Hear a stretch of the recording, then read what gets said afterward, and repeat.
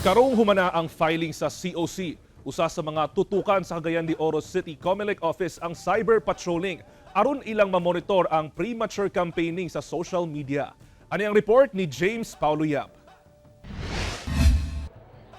Karong nahumana ang filing sa Certificate of Candidacy sa mga mukandidato sa Barangay ug Sangguniang Kabataan Elections sa Cagayan de Oro City. Tahas na sabkaron sa Comelec ang pagmonitor sa posibleng kalapasan sa mga mukandidato, ilabi na sa premature campaigning sa social media. Busa nagmugna ang Comelec Cagayan de Oro City og cyber patrolling. Dili lang necessary nga na imong ngalan nga butari o dili butaran, pero kung imong ang purpose ana is para mo gain og votes, that is covered by the prohibition.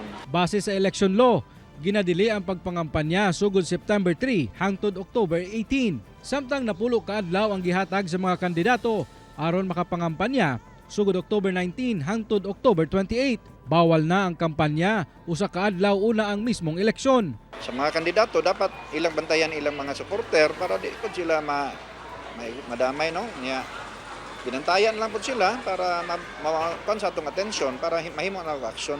Kauban si Jaybert Pairat sa kamera. Ako si James Paulo Yap para sa At Home with GMA Regional TV.